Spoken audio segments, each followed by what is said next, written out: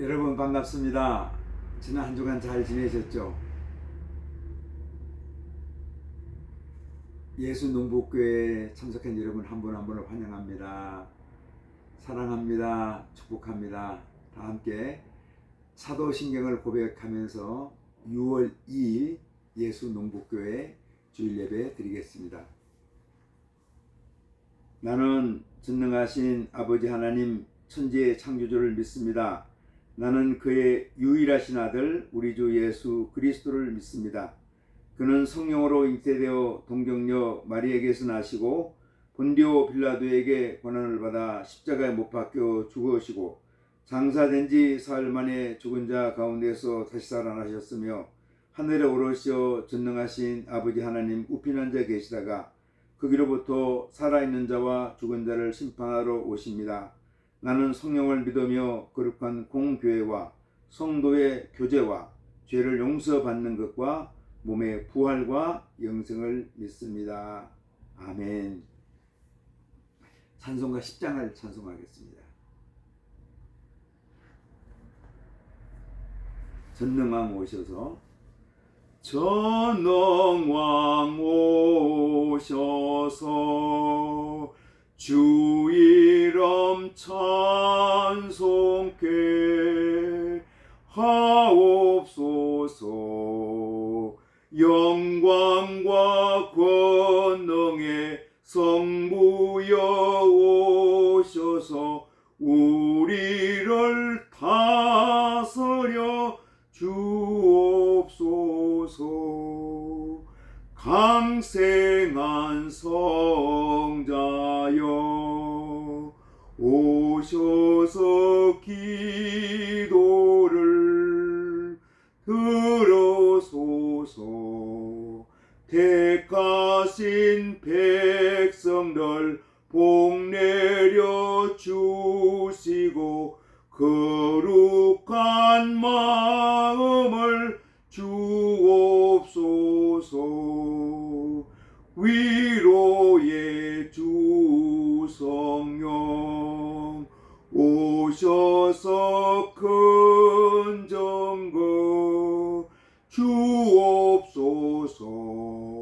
전능한 주시여 각 사람 마음에서 떠나지 마시고 계십소서.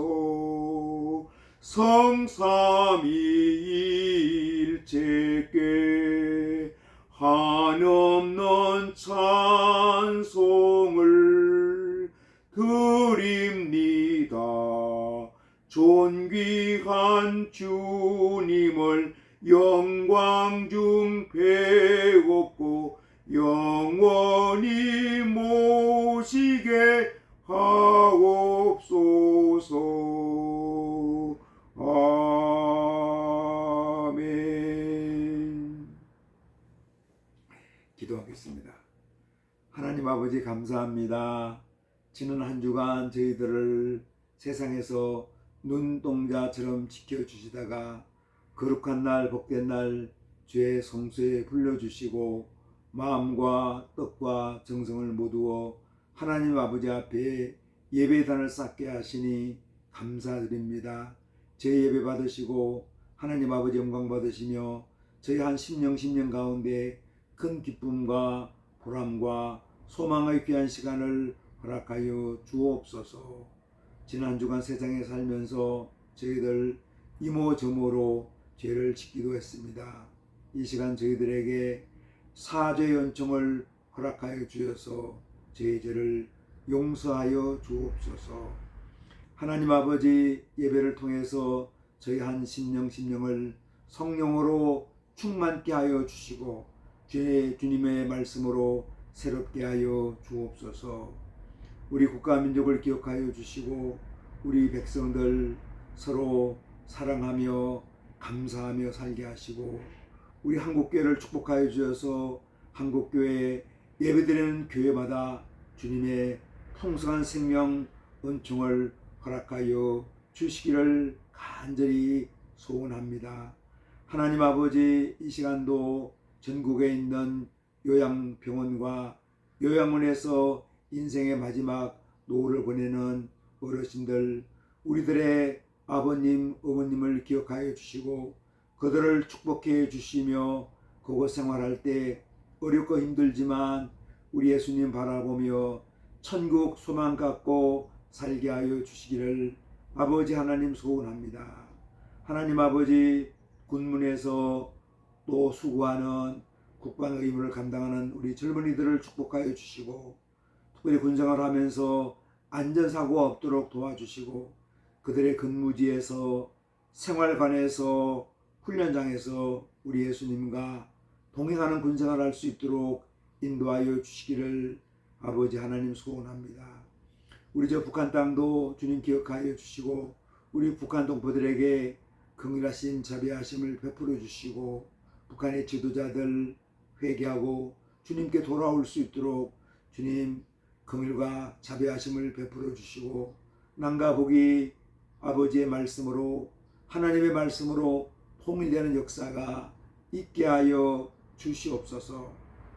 연약한 자들이 있습니다. 병든 자들이 있습니다. 우리 주님 피 묻은 손으로 완수하사 깨끗게 하여 주시고 온전케 하여 주시옵소서. 감사드리오며 예수님 이름으로 기도드리옵나이다. 아멘. 주기도문 함께 하시겠습니다. 하늘에 계신 우리 아버지, 아버지 이름을 거룩하게 하시며 아버지의 나라가 오게 하시며 아버지의 뜻이 하늘에서와 같이 땅에서도 이루어지게 하소서. 오늘 우리에게 일용할 양식을 주시고 우리가 우리에게 잘못한 사람을 용서하여 준 것 같이 우리 죄를 용서하여 주시고 우리를 시험에 빠지지 않게 하시고 악에서 구하소서. 나라와 권능과 영광이 영원히 아버지의 것입니다. 아멘. 오늘 본문 말씀은 민수기 12장 3절입니다. 민수기 12장 3절 말씀을 봉독하겠습니다. 이 사람 모세는 온유함이 지면의 모든 사람보다 더하더라. 아멘. 요즘에 포도 농장은 분주합니다. 농장이 바쁘게 돌아가죠. 캠벨 포도 같은 경우는 이제 적심이라고 순이 거의 다 자랐거든요. 그래서 끝을 이제 잘라주는 일을 또 해야 되고, 사이머스켓 포도는 이제 지베린 처리를 또 이렇게 해야 됩니다. 화수 정형이라고 이제 그 포도 송이를 좀 작게 만들거든요. 그거를 화수 정형이라고 그러는데 그 다음에는 지베린 처리를 해가지고 이제 그 수정시키는 걸 이렇게 도와주는 일을 하게 됩니다. 분주하게 일하지만 또 힘도 들지만 기쁜 것도 있습니다. 이 식물이 자라가는 걸 보면 참 기쁩니다. 그래서 농사짓는 모든 사람들이 아마 공통적으로 가지는 기쁨은 식물이 자라가는 걸 볼 때 그런 기쁨인 것 같아요. 그 속에서 또 믿음의 사람들은 하나님의 섭리, 이게 식물이 자라가는 것도 하나님의 섭리 가운데 자라가는 걸 하는 것을 깨닫게 되죠. 썬뿌리 치유라는 제목으로 말씀을 나누는데 오늘은 9번째 시간입니다. 썬뿌리 치유 과정은 썬뿌리를 만들어내는 사람의 유형을 9가지로 분류하고 치유 과정은 성령의 9가지 열매, 즉 성령의 성품을 적용해서 치유하는 과정입니다. 우리가 두 번째 시간에는 그런 말씀을 한번 나눴습니다. 사람은 에고이스트, 자기 중심주의 썬뿌리를 치유합니다. 그렇게 한번 나눴고요. 지난주 시간에는 충성은 회피주의자의 썬뿌리를 치유한다 했습니다. 오늘 말씀 제목은, 오늘 말씀의 주제는 온유는 권력 추구자의 썬뿌리를 치유한다입니다. 권력을 지향하는 권력 추구자들은 지배하는 것이 모든 것이다. 컨트롤링 한다고 그러죠. 컨트롤링 스피릿, 지배하는 영이 있다고 그럽니다. 그래서 지배하는 것이 모든 것이다 하는 표를 갖고 사는 사람들이 권력 추구자들입니다. 이들은 사람들과 주변 환경을 지배하려는 욕구를 가지고 있습니다. 이들은 권력의 정상을 향해 사다리를 타고 올라가는 동안에는 이기심이 없고 협조적인 것처럼 가정하지만 그들은 고질적으로 위에 있는 사람에게는 입 맞추고 잘 보이려고 그러고 힘 있는 사람에게는 또 아래에 있는 사람들은 힘이 없는 사람들은 때로는 발로 차고 때로는 깔아뭉개기도 합니다. 무시하기도 하는 거죠. 그런데 권력이라는 것은 맛을 줄 뿐이지 진정한 만족을 주지는 못합니다. 우리 권력자들이 많이 있는데 사실은 맛을 볼 뿐이지 진정한 기쁨을 주는 건 못한다는 거죠. 획득한 권력은 사람들의 빈 공간을 충분히 채우지 못하고 결국 권력 추구자들을 파멸시키기도 합니다. 우리 주변에 보면 권력 추구자들은 평범하게 권력을 이렇게 내려놓기도 하지만 비참한 최후를 맞이하는 권력 추구자들도 우리가 종종 보게 됩니다. 그러면은 이 성경 속에는 어떤 권력 추구자들을 이야기할까요? 대표적인 것이 사사기 9장에 나와 있는 나무 이야기가 소개됩니다. 사사기 9장에 나와 있는 나무 이야기죠. 기드온의 참의 아들이었던 아비멜렉은 자기와 같은 족속인 세겜 족속의 도움으로 왕이 됩니다. 왕이 되는 과정에서 아비멜렉은 기드온의 아들이면서 자기하고는 배다른 형제였던 70명을 모두 죽입니다. 여기에서 유일하게 아들 요담만이 살아남죠. 이후에 요담은 아비멜렉이 왕이 되는데 협조했던 세겜 족속의 행동을 나무 이야기를 통해서 꾸짖습니다. 나무들끼리 왕을 뽑는데 감람나무, 무화과나무, 포도나무에게 왕이 되라고 그러니까 우리는 왕이 안 될 거예요. 우리는 열매를 맺어가지고 사람들에게 봉사할 겁니다. 하고 왕이 되는 것을 바라지 않습니다. 거절합니다. 결국 가시나무가 왕이 되는데 가시나무는 왕이 된 아비멜렉을 지칭합니다. 아비멜렉은 왕이 될 자격이 없는데 군림하고 지배하고 싶어 왕이 되었고 결국 백성들에게 고통만 주는 왕이 되었습니다. 많은 권력 추구자들이 그런 분들이 많죠. 그런 사람들이 내가 권력을 잡아가지고 백성을 위해서 봉사하고 헌신하는 것이 아니라 자기 권력을 갖고 군림하고 또 권력을 갖고 자기 사리사욕을 채우는 그런 경우가 참 많이 있습니다. 아비멜렉 같은 사람이 전형적인 권력 추구자입니다. 그렇다면 우리는 어떨까요? 한 나라의 권력을 꽉 쥐고 강력하게 통치하는 사람은 권력 추구자일까요? 그렇지 않습니다. 우리 한 가정에도 어떤 사람이 자기 배우자를 힘들게 하고 가족 구성원들을 힘들게 하면서 자기 멋대로 살아가는 사람, 자기 원하는 대로 가정을 이끌어갈 때 그 사람은 권력 추구자일 수가 있습니다. 그 사람이 아버지가 될 수가 있고 엄마가 될 수가 있습니다. 어떤 공동체에 권력을 가진 자가 교만한 방법으로 구성원들을 고통스럽게 합니다. 이 사람도 권력 추구자이죠. 때로는 교회 지도자들이 잘못된 영적인 권위를 이용해서 교회 공동체 구성원들에게 고통을 줍니다. 이 사람도 권력 추구자일 수 있습니다. 그래서 우리는 비록 우리가 작은 공동체에서 우리가 책임을 맡고 있을 때 또 우리가 소속된 공동체에서 어떤 영향력을 행사하실 때 우리에게 주어진 권력, 그 힘을 제대로 활용하고 있는지 겸손한 마음으로 돌아보는 것이 꼭 필요합니다. 그러면 이 권력 추구자는 어떤 특성을 가지고 있을까요? 권력 추구자는 사람과 환경을 지배하려는 욕구를 가지고 있습니다. 이들은 자신이 어느 곳에 있든지 어느 곳을 가든지 그곳에 사는 사람들과 환경이 자신의 지배를 받기를 원합니다. 권력 추구자들은 자신을 추종하는 사람들에게는 의존성을 만들어냅니다. 그래서 내가 저 사람한테 의존해야지 뭔가 나한테 올 것이 있다 하고 그렇게 생각하죠. 권력 추구자들은 주변 사람들을 조종하고 때로는 친밀감으로 지배합니다. 아주 재미있는 사람들입니다. 조종하기도 하지만 때로는 아주 친근한 사람, 좋은 친구처럼 그 사람들 위해 주는 것처럼 친밀감을 가지고 접근할 때도 있습니다.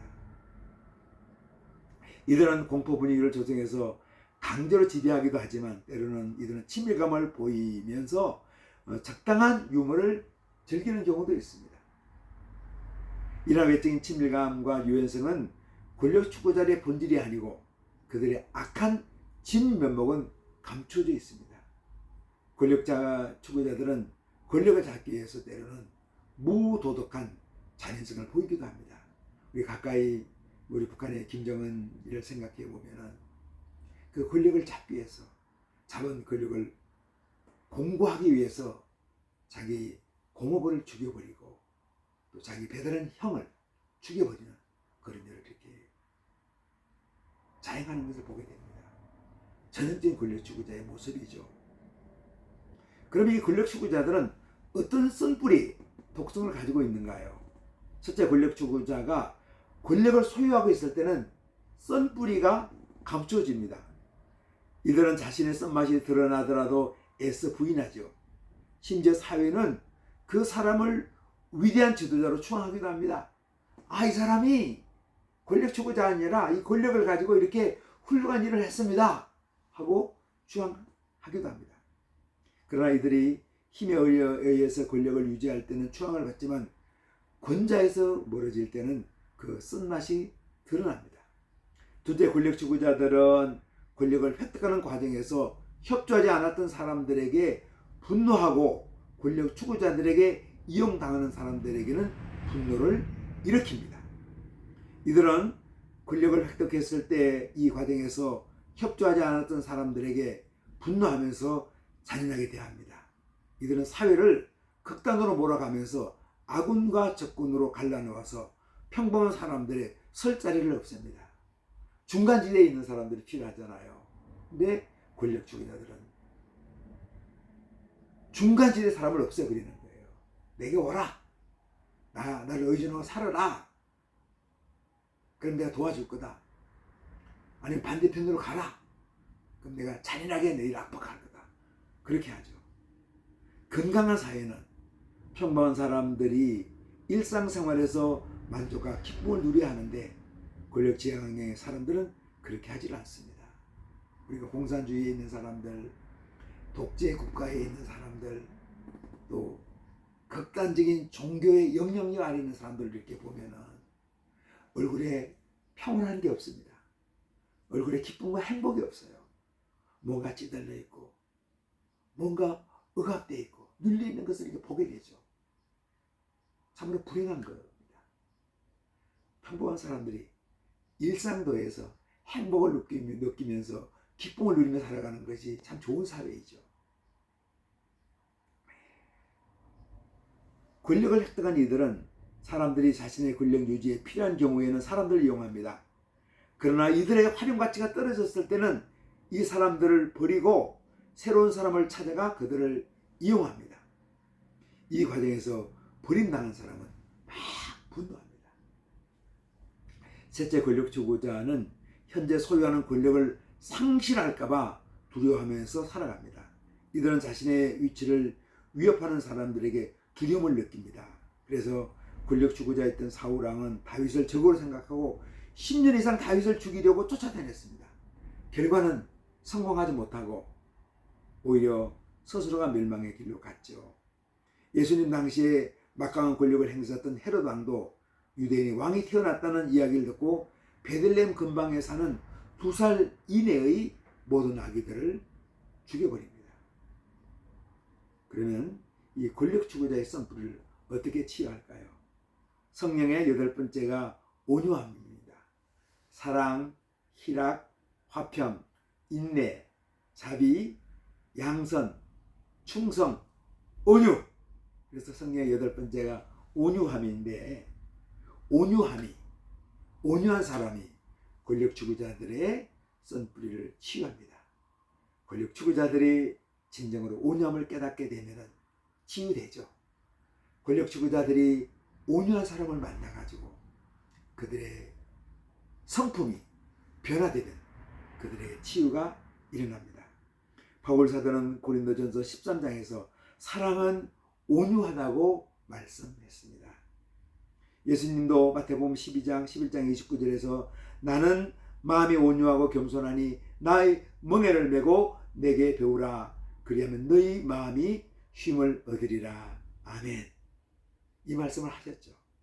그래서 예수님에게 뭘 배웁니까? 온유와 겸손을 배우라고 말씀하고 있습니다. 일반적으로 온유하다는 뜻은 좋은 뜻으로 쓰이기도 하지만 부정적으로 쓰일 때도 많습니다. 온유하다는 것을 나약하다, 미지근하다, 뭐가 나지 않는다, 문제가 있어도 참는다 등으로 생각하지만 그렇지 않습니다. 온유함이란 삶을 깊이 있고 성실하게 살아가는 것을 뜻합니다.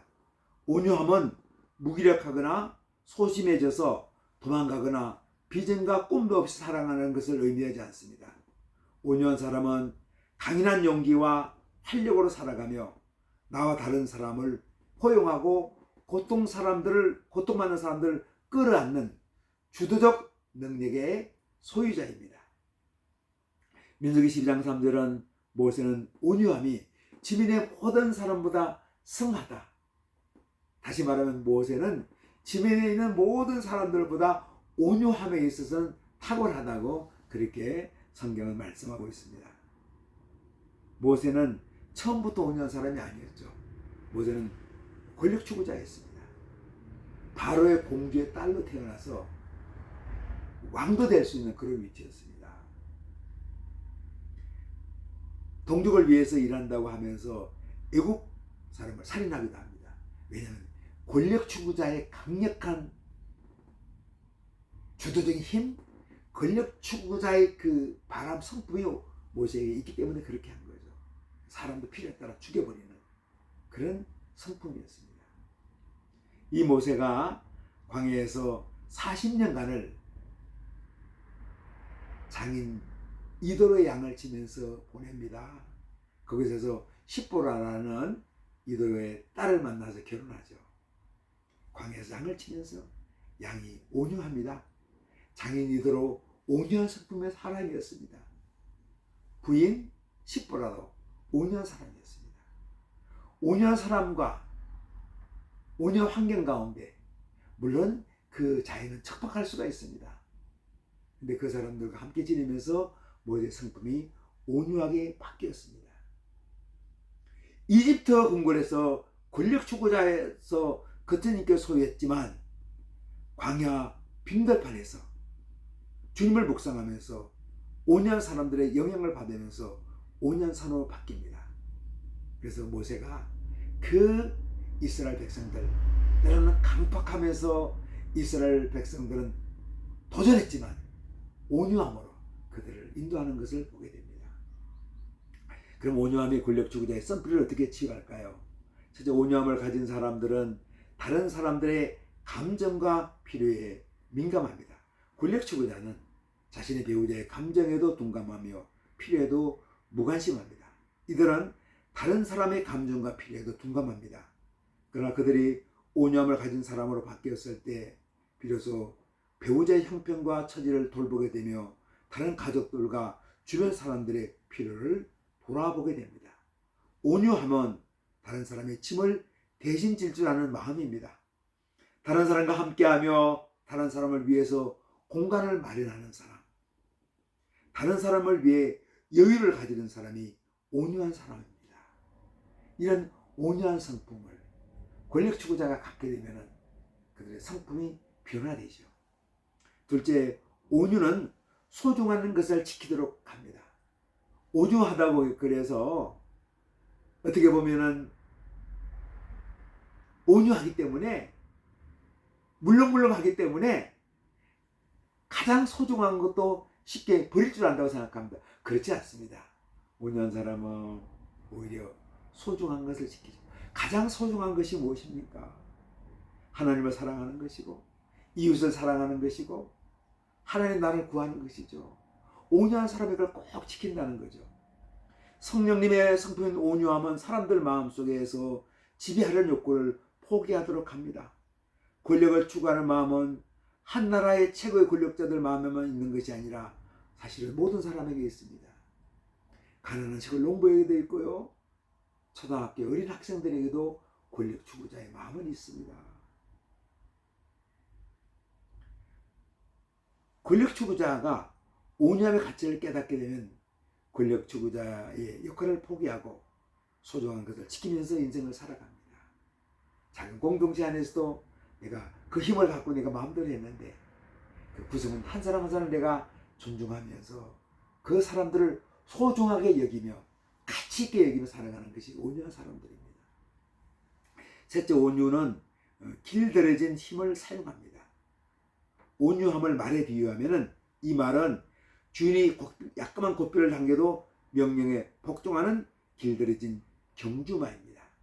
경주마의 신장한 팀은 재갈에서 나옵니다. 재갈은 입을 막고 있는 거죠. 입을 막고 있는데 재갈은 또 우리가 때로는 그걸 당기면서 말을 이렇게 훈련시키고 말을 그렇게 막 하기도 합니다. 재갈은 주인에게 순종을 의미합니다. 온유한 사람은 재갈을 쓴 잘 훈련된 경주마처럼 자기 통제 능력을 갖춘 사람입니다. 하나님은 온유한 성품의 모세를 이스라엘 민족의 지도자로 사용하셨습니다. 어떻게 보면은 모세를 재갈을 씌운 지도자로 훈련시킨 거죠. 결국 재갈은 뭐였습니까? 온유한 성품이죠. 내 것을 다 포기하고 나의 것을 내려놓고 성령의 성품으로 나를 가득 채우는 것, 나를 절제하는 것, 바로 이것이 재갈입니다. 이 온유한 성품을 가지고 모세는 이스라엘 민족을 광야에서 인도합니다. 얼마나 힘들게 광야 생활입니까? 물이 부족합니다. 잠자리가 불편합니다. 때는 외적도 이렇게 침략합니다. 환경이 너무 어렵습니다. 척박합니다. 이럴 때도 모세가 온유함을 잃지 않고 이스라엘 민족을 40년간 광야로 인도하죠. 왜 그렇습니까? 거친 권력 추구자였던 모세의 성품이 온유한 성품으로 바뀌었을 때 그 백성들을 친정함으로 사랑하죠. 하나님 마음으로 사랑하는 겁니다. 그래서 온유한 사람은 하나님 마음으로 사람들을 사랑하며 성령에 살아갑니다. 이런 은혜가, 이런 온유한 성품이 우리 모두에게 있기를 주님의 이름으로 축원합니다. 기도하겠습니다. 하나님 아버지, 우리에게 거친 권력 추구자의 모습이 있습니다. 우리가 이것을 내려놓고 온유한 마음으로 주님의 소중한 것을 내가 지키고 간직하고 나누면서 살게 하여 주옵소서. 온유한 성품이 우리의 성품이 되게 하여 주시고 온유함을 가지고 우리의 공동체를, 우리 교회를, 우리 가족들을 섬기며 살아가는 우리 한 심령 심령되게 역사하여 주옵소서. 예수님 이름으로 기도드리옵나이다. 아멘. 축도하겠습니다. 이제는 우리 각 사람의 구주 되시고 우리 가정의 호주 되시며 교회의 머리가 되시는 예수 그리스도의 은혜와 하나님 아버지의 자비하시고 긍휼하시고 온전하신 사랑하심과 성령님의 감동, 감화, 교통, 내주 충만케 하는 역사가 여기에 머리 숙인 주님의 귀한 자녀들과 우리 예수 농복교회 위에 주님의 이름으로 모인 모든 한국교회 위에 우리 대한민국 위에 세계 열방에서 주님 나라를 위해서 애쓰는 모든 하나님의 자녀들 위해 이제로부터 영원토록 함께 계시기를 간절히 축원하옵나이다. 아멘. 여러분 감사합니다. 귀한 예배 함께 동참해 주셔서 고맙습니다. 우리 예수의 농복교회는 농민 선교를 위해서 유튜브로 예배를 드리는 그런 교회입니다. 주변의 농민분들 또 믿지 않는 분들에게 이 동영상을 함께 공유해서 또 여러분 이 선교에 동참하면 좋겠습니다. 여러분 한 주간 예수님과 동행하면서 믿음으로 승리합시다. 아멘.